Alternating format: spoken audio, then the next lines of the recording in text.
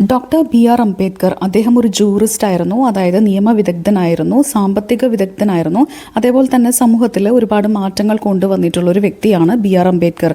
അതുമാത്രമല്ല, നമ്മുടെ Indian constitution അല്ലെങ്കിൽ ഇന്ത്യൻ ഭരണഘടനയുടെ മെയിൻ ആർക്കിടെക്റ്റ് അല്ലെങ്കിൽ ഡിസൈനർ എന്ന് പറയുന്നത് ബി ആർ അംബേദ്കർ ആണ്. So Ambedkar strongly advocated for the rights of the marginalised people എന്ന് പറഞ്ഞാൽ സമൂഹത്തിൽ മാറ്റി നിർത്തപ്പെട്ട ആളുകൾ. സോ അവരുടെ അവകാശത്തിന് വേണ്ടി വളരെ സ്ട്രോങ് ആയിട്ട് വാദിച്ചിട്ടുള്ള ഒരു വ്യക്തിയും കൂടിയാണ് Ambedkar. As he himself was born into a Dalit family. അദ്ദേഹം ഒരു ദളിത് ഫാമിലിയിലാണ് ജനിച്ചത്. അതുകൊണ്ട് തന്നെ പലതരത്തിലുള്ള സാമൂഹികമായിട്ടുള്ള വിവേചനം അദ്ദേഹം നേരിട്ടിട്ടുണ്ട്. നിലവിൽ നമുക്ക് പഠിക്കാനുള്ള ഈ ഒരു ചാപ്റ്ററിൻ്റെ പേര് the Indian constitution defended and interpreted എന്നാണ്. സോ ഇത് അംബേദ്കർ നടത്തിയ ഒരു സ്പീച്ചാണ് കോൺസ്റ്റിറ്റ്യൂവൻ്റ് അസംബ്ലിക്ക് മുന്നാകെ. എന്നാണ് നടത്തിയത്? 25 നവംബർ 1949. സോ ഈ ഒരു സ്പീച്ച് നടത്തിയത് കോൺസ്റ്റിറ്റ്യൂഷൻ ഫോർമലി സ്വീകരിക്കുന്നതിൻ്റെ കുറച്ച് നാൾ മുമ്പാണ്. സോ ഈ ഒരു കോൺസ്റ്റിറ്റ്യൂഷൻ ഫ്രെയിം ചെയ്യുന്നതിന് വേണ്ടിയിട്ട് 4 വർഷമാണ് എടുത്തത്, 1946 മുതൽ 1950 വരെ. സോ ഇതൊരു വലിയൊരു ടാസ്ക് ആയിരുന്നു. സോ നമ്മൾ നിലവിൽ പഠിക്കുന്ന ഈ ഒരു ടെക്സ്റ്റ് എന്ന് പറയുന്നത് ഒരു ബുക്കിൻ്റെ ചെറിയൊരു ഭാഗമാണ്. ഏത് ബുക്കാണത്? രാമചന്ദ്ര ഗുഹ എഴുതിയ മേക്കേഴ്സ് ഓഫ് മോഡേൺ ഇന്ത്യ എന്ന ബുക്കിൻ്റെ ഒരു ചാപ്റ്റർ. ആ ചാപ്റ്ററിൻ്റെ പേര് the wise democrat B R Ambedkar. So ആ ഒരു ചാപ്റ്ററിൽ നിന്നാണ്, അതിൻ്റെ ഒരു ചെറിയ ഭാഗമാണ് നമ്മളിപ്പോൾ പഠിക്കുന്ന the Indian constitution defended and interpreted എന്ന് പറഞ്ഞിട്ടുള്ള ഈ ഒരു സ്പീച്ച്. ഫസ്റ്റ് പാരഗ്രാഫിൻ്റെ സമ്മറി നോക്കാം. സോ ഇവിടെ അംബേദ്കർ തൻ്റെ സ്പീച്ച് തുടങ്ങുന്നത് ചില ആളുകൾക്കുള്ള ക്രെഡിറ്റ് കൊടുത്തുകൊണ്ടാണ്. അതായത് ഭരണഘടന ഫ്രെയിം ചെയ്യുന്നതിന് വേണ്ടി പ്രയത്നിച്ച ആളുകളാണ്. So first sir B N Rau. അദ്ദേഹം ആരായിരുന്നു? The constitutional adviser. അദ്ദേഹമാണ് ഭരണഘടനയുടെ ഒരു റഫ് ഡ്രാഫ്റ്റ് തയ്യാറാക്കിയത്. രണ്ടാമത്തേത് മെമ്പേഴ്സ് ഓഫ് ദ ഡ്രാഫ്റ്റിംഗ് കമ്മിറ്റിയിലെ അംഗങ്ങൾ. അവരാണ് 141 ദിവസമാണ് ഈ ഒരു ഡ്രാഫ്റ്റ് റിവ്യൂ ചെയ്യുന്നതിന് വേണ്ടി എടുത്തത്. മിസ് എസ് എൻ മുഖർജി, അദ്ദേഹം ആരായിരുന്നു? ചീഫ് ഡ്രാഫ്റ്റ്സ്മാൻ ആണ്. അദ്ദേഹത്തിൻ്റെ സ്റ്റാഫിനും നന്ദി അറിയിക്കുകയാണ്. അവരാണ് വളരെ കോംപ്ലക്സ് ആയിട്ടുള്ള ഇത്തരം പ്രപ്പോസലുകളൊക്കെ വളരെ ക്ലിയർ ആയിട്ടുള്ള നിയമപരമായിട്ടുള്ള ഒരു ഫോർമാറ്റിലേക്ക് മാറ്റിയത് ഇവരാണ്. സോ അവർക്കുള്ള നന്ദിയും അറിയിക്കുകയാണ്. സെക്കൻഡ് പാരഗ്രാഫിൻ്റെ സമ്മറി നോക്കാം. സോ ഇവിടെ അംബേദ്കർ നന്ദി പറയുന്നത് കോൺഗ്രസ് പാർട്ടിയോടാണ്. അതായത് ഈ കോൺസ്റ്റിറ്റ്യൂവൻ്റ് അസംബ്ലിയിൽ ഒരു ഓർഡർ ആൻഡ് ഡിസിപ്ലിൻ അല്ലെങ്കിൽ ഒരു അടുക്കും ചിട്ടയും കൊണ്ടുവരാനായിട്ട് കോൺഗ്രസ് പാർട്ടിക്ക് സാധിച്ചു. ഒരു പക്ഷേ അവരുടെ അഭാവത്തിൽ വളരെയധികം കൺഫ്യൂഷനുകളും പ്രശ്നങ്ങളും ഉണ്ടായേനെ എന്നാണ് പറയുന്നത്. കാരണം പല മെമ്പേഴ്സിനും പല അഭിപ്രായങ്ങളാണ് ഉള്ളത്. സോ ഒരു യൂണിറ്റ് കൊണ്ടുവരാനായിട്ട് കോൺഗ്രസ് പാർട്ടിക്ക് സാധിച്ചു. സോ ഒരു സ്മൂത്ത് ഫംഗ്ഷനിങ്, ഈ ഒരു ഡ്രാഫ്റ്റ് കോൺസ്റ്റിറ്റ്യൂഷൻ്റെ ഒരു സ്മൂത്ത് ഫംഗ്ഷനിങ്ങിന് ആര് സഹായിച്ചിട്ടുണ്ട്? കോൺഗ്രസ് പാർട്ടി സഹായിച്ചിട്ടുണ്ട്. തേർഡ് പാരഗ്രാഫിൻ്റെ സമ്മറി നോക്കാം. The assembly didn't just have yes men. അതായത് എന്ത് പറഞ്ഞാലും യെസ് അല്ലെങ്കിൽ എല്ലാം മൂളി അംഗീകരിക്കുന്ന ആളുകൾ മാത്രമായിരുന്നില്ല കോൺസ്റ്റിറ്റ്യൂവൻ്റ് അസംബ്ലിയിൽ ഉണ്ടായിരുന്നത്. But also rebels and critics, അതായത് വിമർശകരും ഉണ്ടായിരുന്നു. ഈ വിമർശകർ ഉണ്ടായിരുന്നില്ലെങ്കിൽ കോൺസ്റ്റിറ്റ്യൂവൻ്റ് അസംബ്ലി വളരെയധികം ബോറായേനെ എന്നാണ് അംബേദ്കർ ഇവിടെ ഓർക്കുന്നത്. സോ ഇങ്ങനെ വിമർശിച്ച ആളുകൾ ആരൊക്കെയാണ്? Mister Kamath, doctor PS Deshmukh, mister Sidhva, professor Saxena and Pandit Thakur Das, Bhargava KT Shah, Pandit Hridayanath Kunzru. ഇവരുടെയൊക്കെ സജഷൻസ് ഐഡിയോളജിക്കൽ ആയിരുന്നു, അതായത് ആശയപരമായിരുന്നു. സോ ഇവർക്കെല്ലാം നന്ദി അറിയിക്കുകയാണ് അംബേദ്കർ. അടുത്തതായിട്ട് അദ്ദേഹം ആരോടാണ് നന്ദി പറയുന്നത്? To doctor Rajendra Prasad. അദ്ദേഹം കോൺസ്റ്റിറ്റ്യൂവൻ്റ് അസംബ്ലിയുടെ പ്രസിഡന്റ് ആയിരുന്നു. സോ അദ്ദേഹം നൽകിയ പരിഗണനയ്ക്കാണ് ഡോക്ടർ ബി ആർ അംബേദ്കർ നന്ദി പറയുന്നത്. സോ പാർലമെന്ററി പ്രൊസീജിയറിൽ ഉണ്ടായിരുന്ന പല ഡിഫിക്കൽട്ട് അല്ലെങ്കിൽ സ്ട്രിക്റ്റ് ആയിട്ടുള്ള റൂൾസും ടെക്നിക്കാലിറ്റീസും ഒക്കെ റിലാക്സ് ചെയ്ത് കൊടുത്തത് ആരാണ്? ഡോക്ടർ രാജേന്ദ്ര പ്രസാദ് ആണ്. സോ ഒരു പക്ഷേ ആ ഒരു റിലാക്സേഷൻ ചെയ്ത് കൊടുത്തില്ലായിരുന്നുവെങ്കിൽ പലതരത്തിലുള്ള ചേഞ്ചസ് ഡ്രാഫ്റ്റിംഗ് കമ്മിറ്റിയിൽ വരുത്താൻ സാധിക്കുമായിരുന്നില്ല എന്നാണ് ഡോക്ടർ ബി ആർ അംബേദ്കർ ഇവിടെ ഓർക്കുന്നത്. അടുത്തതായിട്ട് അദ്ദേഹം പറയുന്നത് the merit of the constitution depends upon the people who work it. അതായത് ഭരണഘടനയുടെ മെറിറ്റ് അല്ലെങ്കിൽ യോഗ്യത ആരെ ആശ്രയിച്ചിരിക്കും? അത് വർക്ക് ചെയ്യുന്ന ആളുകളെ ആശ്രയിച്ചിരിക്കും, അല്ലെങ്കിൽ അത് ഉപയോഗിക്കുന്ന ആളുകളെ ആശ്രയിച്ചിരിക്കും. സോ എത്ര നല്ല കോൺസ്റ്റിറ്റ്യൂഷൻ ആണെങ്കിലും അത് റോങ് പീപ്പിൾ അല്ലെങ്കിൽ തെറ്റായ ആളുകളുടെ കയ്യിലാണ് അത് കിട്ടുന്നതെങ്കിൽ കോൺസ്റ്റിറ്റ്യൂഷനും എന്തായി മാറും? ഒരു ബാഡ് കോൺസ്റ്റിറ്റ്യൂഷനായിട്ട് മാറും. പക്ഷേ എത്ര ബാഡ് കോൺസ്റ്റിറ്റ്യൂഷൻ ആണെങ്കിലും അത് നല്ല ആളുകളുടെ കയ്യിലാണ് കിട്ടുന്നതെങ്കിൽ കോൺസ്റ്റിറ്റ്യൂഷനും നല്ലതായി മാറും എന്നാണ് അദ്ദേഹം ഇവിടെ പറയുന്നത്. അതുമാത്രമല്ല, കോൺസ്റ്റിറ്റ്യൂഷൻ 3 ഓർഗൻസ് ആണ് നമുക്ക് പ്രൊവൈഡ് ചെയ്യുന്നത്. ലെജിസ്ലേച്ചർ, എക്സിക്യൂട്ടീവ് ആൻഡ് ജുഡീഷ്യറി എന്ന് പറഞ്ഞ 3 ഓർഗൻസ്. സോ ഈ ഒരു 3 ഓർഗൻസിൻ്റെ ഫംഗ്ഷനിങ് എന്തിനെ ആശ്രയിച്ചിരിക്കും? The political party in power, അതായത് പവറിലുള്ള ആ ഒരു പൊളിറ്റിക്കൽ പാർട്ടീനെ ഡിപ്പെൻഡ് ചെയ്ത് കൊണ്ടിരിക്കും ഭരണഘടനയുടെ മെറിറ്റും അതേപോലെ തന്നെ ഈ ഒരു ഓർഗൻസിൻ്റെ ഫംഗ്ഷനിങ്ങും. അടുത്ത പാരഗ്രാഫിന്റെ സമ്മറി നോക്കാം. The strongest of criticism came from to groups. ഇവിടെ അംബേദ്കർ പറയുന്നത് കുറ്റപ്പെടുത്തുന്ന രീതിയിൽ അല്ലെങ്കിൽ ഒട്ടും അംഗീകരിക്കാൻ കഴിയാത്ത വിമർശനങ്ങൾ നടത്തിയത് രണ്ട് ഗ്രൂപ്പുകളാണ്. അതിലൊന്ന് കമ്മ്യൂണിസ്റ്റ് പാർട്ടി, രണ്ടാമത്തേത് സോഷ്യലിസ്റ്റ് പാർട്ടി. സോഷ്യലിസ്റ്റ് പാർട്ടി എന്ന് പറഞ്ഞാൽ ഇന്ത്യൻ നാഷണൽ കോൺഗ്രസ്സിൽ അന്ന് രൂപം കൊണ്ട ഒരു പാർട്ടിയാണ്. സോ ഭരണഘടന മോശമായതുകൊണ്ടല്ല അവരത് റിജക്റ്റ് ചെയ്തത്. Because they wanted A constitution based on the principle of dictatorship. അതായത് കമ്മ്യൂണിസ്റ്റ് പാർട്ടിക്ക് ഏത് തരം ഭരണഘടനയായിരുന്നു ആവശ്യം? ഡിക്റ്റേറ്റർഷിപ്പ് ഉള്ള ഒരു ഭരണഘടന, അതായത് ഏകാധിപത്യം. ഇനി സോഷ്യലിസ്റ്റ് പാർട്ടിക്ക് they wanted the freedom to nationalize private properties അല്ലെങ്കിൽ സ്വകാര്യ സ്വത്തുക്കളെല്ലാം നാഷണലൈസ് ചെയ്യുക, അതായത് സർക്കാരിൻ്റെ ഉടമസ്ഥതയിൽ കൊണ്ടുവരിക വിത്തൗട്ട് കോമ്പൻസേഷൻ, അതായത് അവർക്കൊരു പേയ്മെൻറ്റോ കോമ്പൻസേഷനോ കൊടുക്കാതെ ഇത്തരം ഒരു മാറ്റം കൊണ്ടുവരാനാണ് സോഷ്യലിസ്റ്റ് പാർട്ടി ആഗ്രഹിച്ചത്. അതുമാത്രമല്ല they also wanted absolute fundamental rights, അതായത് പൂർണ്ണമായിട്ടുള്ള മൗലിക അവകാശം. അതാണ് അവർ ആഗ്രഹിച്ച ഒരു കാര്യം. that would allow them to overthrow the government. എന്നാൽ മാത്രമാണ് നിലവിലിരിക്കുന്ന ഗവൺമെന്റിനെ താഴെ ഇറക്കാനുള്ള പവർ അവർക്ക് ലഭിക്കുകയുള്ളൂ. അടുത്ത പാരഗ്രാഫിൽ എന്താണ് പറയുന്നത്? These were the main reasons for which the constitution was condemned. അതായത് നമ്മൾ നേരത്തെ പറഞ്ഞ ഒരു പാരഗ്രാഫിൽ വന്ന കുറ്റപ്പെടുത്തലുകൾ, അതായിരുന്നു കോൺസ്റ്റിറ്റ്യൂഷന് എതിരെ വന്ന കണ്ടംനേഷൻ എന്ന് പറഞ്ഞാൽ വളരെ സ്ട്രോങ് ആയിട്ടുള്ള ക്രിറ്റിസിസം. സോ എങ്ങനെയാണ് അംബേദ്കർ ഭരണഘടനയെ ഡിഫെൻഡ് ചെയ്തത്? By stating that principles embodied in it reflected the views of the present generation.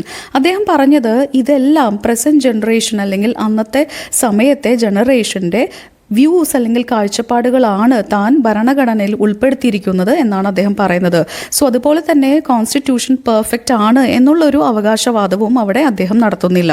അടുത്ത പാരഗ്രാഫിന്റെ സമ്മറി നോക്കാം. ഇവിടെ അംബേദ്കർ പറയുന്നത് വേസ് ടു മെയിൻറ്റെയിൻ ഡെമോക്രസി, അതായത് ജനാധിപത്യം നിലനിർത്തുന്നതും അല്ലെങ്കിൽ മെയിൻറ്റെയിൻ ചെയ്യുന്നതിന് വേണ്ടിയിട്ടുള്ള വഴികളാണ്.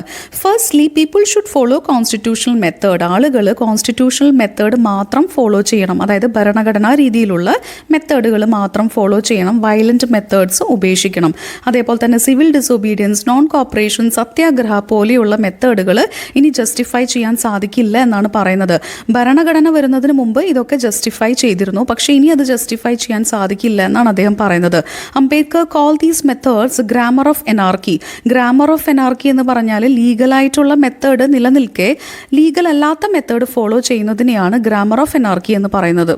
രണ്ടാമതായിട്ട് അദ്ദേഹം പറയുന്നത് എന്താണ്? Against dangers of hero worship and bhakti. അതായത് ഹീറോ വർഷിപ്പിനെതിരെയും ഭക്തിക്കെതിരെയുമാണ് പറയുന്നത്. ഭക്തി എന്ന് പറഞ്ഞാൽ ഒരു പൊളിറ്റീഷ്യനോട് ഉണ്ടാവുന്ന ഭക്തിനെ പറ്റിയാണ് പറയുന്നത്. It's natural for people to feel grateful to great men. അതായത് വളരെ വലിയ വലിയ മനുഷ്യന്മാരുടെ അടുത്ത് അല്ലെങ്കിൽ വലിയ ആളുകളുടെ അടുത്ത് നമുക്കൊരു നന്ദി തോന്നുന്നത് വളരെ നാച്ചുറൽ ആണ്. പക്ഷേ എല്ലാത്തിനും ഒരു പരിധിയുണ്ട് എന്നാണ് പറയുന്നത്. സോ ഈ ഒരു നന്ദി ഫീൽ ചെയ്യുന്നതിന് ഒരു പരിധിയുണ്ട് എന്നാണ് പറയുന്നത്. So this warning is especially important for India. ഇത് ഇന്ത്യനെ സംബന്ധിച്ച് വളരെ ഇമ്പോർട്ടൻ്റ് ആണ്. കാരണം ഹീറോ വർഷിപ്പ് എന്നുള്ളത് മറ്റുള്ള കൺട്രീനേക്കാളും കൂടുതലാണ് ഇന്ത്യയിലുള്ളത്. സോ ഭക്തി in religion may be good, അതായത് മതത്തിൽ ഭക്തി എന്ന് പറയുന്നത് നല്ലതായിരിക്കാം. പക്ഷേ പൊളിറ്റിക്സിൽ ഭക്തി എന്ന് പറയുന്നത് it will lead to dictatorship, അത് ഏകാധിപത്യത്തിലേക്ക് നയിക്കുമെന്നാണ് അദ്ദേഹം പറയുന്നത്. മൂന്നാമതായിട്ട് അദ്ദേഹം പറയുന്നത് he emphasizes a need to make a political democracy a social democracy. അതായത് നിലവിൽ നമ്മുടെ ഡെമോക്രസി അല്ലെങ്കിൽ ജനാധിപത്യം എന്ന് പറയുന്നത് രാഷ്ട്രീയപരമാണ്. സോ അത് സാമൂഹികമായി മാറ്റണം എന്നാണ് പറയുന്നത്. സോഷ്യൽ ഡെമോക്രസിയിൽ എന്തൊക്കെ പ്രിൻസിപ്പിൾസ് ഉണ്ട്? Liberty, equality and fraternity. So ഇത് വളരെ ഇമ്പോർട്ടൻ്റ് ആണ് എന്നാണ് അദ്ദേഹം പറയുന്നത്. ഈ ഒരു 3 പ്രിൻസിപ്പിൾസിനെ അദ്ദേഹം ട്രിനിറ്റി എന്നാണ് പറയുന്നത്, അതായത് ത്രിമൂർത്തികൾ എന്നാണ് പറയുന്നത്. സോ ഇതിൽ നിന്നും ഒന്നിനെയും മാറ്റാൻ സാധിക്കില്ല, 3ഉം ഒരുമിച്ച് വേണം എന്നുള്ള രീതിയിലാണ് അദ്ദേഹം സ്ട്രെസ് ചെയ്യുന്നത്. പിന്നീട് അദ്ദേഹം പറയുന്നത് there is complete absence of 2 things in Indian society. അതായത് ഇന്ത്യൻ സൊസൈറ്റിയിൽ ഇല്ലാത്ത 2 കാര്യങ്ങളുണ്ട്. അതിലൊന്ന് ഇക്വാളിറ്റിയാണ്. ഇക്വാളിറ്റി എന്ന് പറഞ്ഞാൽ സമത്വം. So there is inequality both socially and economically. അതായത് സാമ്പത്തികമായിട്ടും സാമൂഹികമായിട്ടും ഇൻഇക്വാളിറ്റി അല്ലെങ്കിൽ അസമത്വം നിലനിൽക്കുന്നുണ്ട്. Some have immense wealth. അതായത് ചില ആളുകൾ വളരെ റിച്ച് ആയിട്ട് ജീവിക്കുന്നു, ചില ആളുകളോ വളരെ പോവർട്ടിയിൽ ജീവിക്കുന്നു, ദാരിദ്ര്യത്തിൽ ജീവിക്കുന്നു. സോ 26 ജാനുവരി 1950 1950 മുതൽ, അതായത് ഭരണഘടന നിലവിൽ വരുന്നതോടുകൂടി പൊളിറ്റിക്കൽ ഇക്വാളിറ്റി വരും. അതായത് പൊളിറ്റിക്കൽ ഇക്വാളിറ്റി എന്ന രാഷ്ട്രീയപരമായിട്ടുള്ള സമത്വം വരും. അതായത് വോട്ടിങ്ങിനെയാണ് ഉദ്ദേശിക്കുന്നത്. പക്ഷേ സോഷ്യൽ ആൻഡ് എക്കണോമിക് ഇക്വാളിറ്റി അപ്പോഴും നിലവിൽ വരുന്നില്ല. സോ ഇത് വളരെ വൈരുദ്ധ്യമായിട്ടുള്ളൊരു സിറ്റുവേഷനാണ്, സാഹചര്യമാണ് എന്നാണ് പറയുന്നത്. സോ ഈ ഒരു സിറ്റുവേഷൻ തുടർന്നാൽ എന്താണ് സംഭവിക്കുക? നമ്മുടെ പൊളിറ്റിക്കൽ ഡെമോക്രസിയെ തകർത്ത് കളയാനുള്ള ശേഷി ഇതിനുണ്ട് എന്നാണ് പറയുന്നത്. സോ പൊളിറ്റിക്കൽ ഡെമോക്രസി മാത്രം പോരാ, എക്കണോമിക്കലി ആൻഡ് സോഷ്യലിയും എല്ലാവരും ഈക്വൽ ആവണം എന്നാണ് അദ്ദേഹം പറയുന്നത്. ഇന്ത്യൻ സൊസൈറ്റിയിൽ ഇല്ലാത്ത ആദ്യത്തെ അല്ലെങ്കിൽ ആദ്യത്തെ കാര്യം എന്ന് പറയുന്നത് ഇക്വാളിറ്റിയാണ്. സെക്കൻഡ് തിങ് എന്ന് പറയുന്നത് എന്താണ്? Principle of fraternity. ഫ്രറ്റേണിറ്റി എന്ന് പറഞ്ഞാൽ it means A sense of common brotherhood, അതായത് ഒരു സാഹോദര്യം, അതായത് ഇന്ത്യൻസ് എല്ലാവരും തമ്മിൽ തോന്നുന്ന ഒരു സാഹോദര്യം ഇവിടെ ഇന്ത്യൻ സൊസൈറ്റിയിൽ ഇല്ല എന്നാണ് പറയുന്നത്. സോ ഈ ഒരു പ്രിൻസിപ്പിൾ അച്ചീവ് ചെയ്യാനായിട്ട് വളരെയധികം കഷ്ടപ്പാടാണ്, അല്ലെങ്കിൽ എളുപ്പമല്ല ഈ ഒരു പ്രിൻസിപ്പിൾ അച്ചീവ് ചെയ്യാനായിട്ട്. പക്ഷെ അത് അച്ചീവ് ചെയ്താൽ നമുക്ക് വളരെയധികം യൂണിറ്റിയും ഐക്യദാർഢ്യവും ഇത് പ്രൊവൈഡ് ചെയ്യുമെന്നാണ് പറയുന്നത്. അടുത്ത ഏതാനും പാരഗ്രാഫിൻ്റെ സമ്മറി നോക്കാം. ഇവിടെ അംബേദ്കർ പറയുന്നത് India has not yet become a nation, അതായത് ഇന്ത്യ ഇപ്പോഴും ഒരു നേഷൻ ആയിട്ടില്ല, അല്ലെങ്കിൽ ഒരു രാഷ്ട്രമായിട്ടില്ല എന്നാണ് പറയുന്നത്. The idea of Indian nation according to him is a delusion, അതായത് നമ്മൾ ഒരു ഇന്ത്യൻ രാഷ്ട്രമായി എന്ന് വിശ്വസിക്കുന്നുണ്ടെങ്കിൽ അത് വെറും ഡെല്യൂഷൻ ആണ്, അല്ലെങ്കിൽ വെറും തോന്നലാണ് എന്നാണ് അദ്ദേഹം പറയുന്നത്. കാരണം 1000-ഓളം കാസ്റ്റുകൾ അല്ലെങ്കിൽ ജാതിയും മതം ഉള്ള ഒരു നാട്ടിൽ എങ്ങനെയാണ് ഒരു രാഷ്ട്രം ഒന്നായി ചേർന്ന് പോകാൻ സാധിക്കുക എന്നാണ് അദ്ദേഹം ചോദിക്കുന്നത്. So achieving this goal would be especially difficult, അതായത് ഒരു രാഷ്ട്രം എന്നുള്ളൊരു ബോധം തോന്നണമെങ്കിൽ അത് വളരെ ഹാർഡായിട്ടുള്ള, ഡിഫിക്കൽട്ട് ആയിട്ടുള്ള ഒരു ഗോളാണ് എന്നാണ് അദ്ദേഹം പറയുന്നത്. സോ കാസ്റ്റ് സിസ്റ്റം അല്ലെങ്കിൽ ജാതി മതം ഒന്നുമില്ലാത്ത, അല്ലെങ്കിൽ ഒരേ കാസ്റ്റിൽ ജീവിക്കുന്ന യുണൈറ്റഡ് സ്റ്റേറ്റ്സിൽ പോലും ഇത് വളരെ ഡിഫിക്കൽട്ട് ആയിട്ടുള്ള ഒരു കാര്യമായിരുന്നു നേഷൻ എന്നുള്ളൊരു സങ്കല്പം. സോ എങ്ങനെയാണ് അത് ഇന്ത്യയിൽ സാധ്യമാവുക എന്നാണ് അദ്ദേഹം ചോദിക്കുന്നത്. സോ ഇത് സപ്പോർട്ട് ചെയ്യാനായിട്ട് അംബേദ്കർ ഒരു സ്റ്റോറിയാണ് ഇവിടെ പറയുന്നത്. അതായത് പൊളിറ്റീഷ്യനായിട്ടുള്ള ജെയിംസ് ബ്രൈസ് അദ്ദേഹത്തിൻ്റെ ബുക്കിൽ എഴുതിയ ഒരു സ്റ്റോറിയാണ് ഇവിടെ അംബേദ്കർ റിലേറ്റ് ചെയ്യുന്നത്. So American Protestant episcopal church, ആ ചർച്ചിൽ ഒരു പ്രെയർ, അതായത് ഒരു പ്രാർത്ഥന പ്രപ്പോസ് ചെയ്തു. സോ USA ആ ഒരു സമയത്ത് വളരെയധികം, അതായത് യൂണിറ്റി ഒട്ടുമില്ലായിരുന്നു. സോ അതുകൊണ്ട് തന്നെ ആ ഒരു പ്രെയർ തുടക്കത്തിൽ അവർ പ്രപ്പോസ് ചെയ്തത് O Lord bless our nation എന്നായിരുന്നു.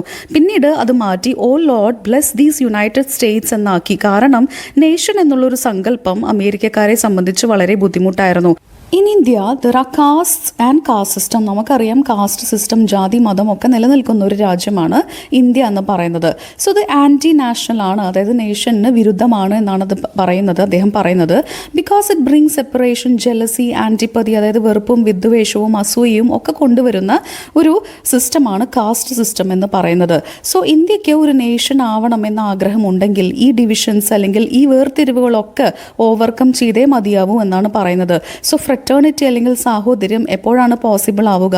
ഈ ഒരു നേഷൻഹുഡ്, അല്ലെങ്കിൽ നമ്മളെല്ലാവരും ഒരു നേഷൻ്റെ ആളുകളാണ് എന്നുള്ളൊരു ഫീലിംഗ് വരുമ്പോൾ മാത്രമാണ് സാഹോദര്യം ഉണ്ടാവുന്നുള്ളൂ എന്നാണ് അദ്ദേഹം പറയുന്നത്.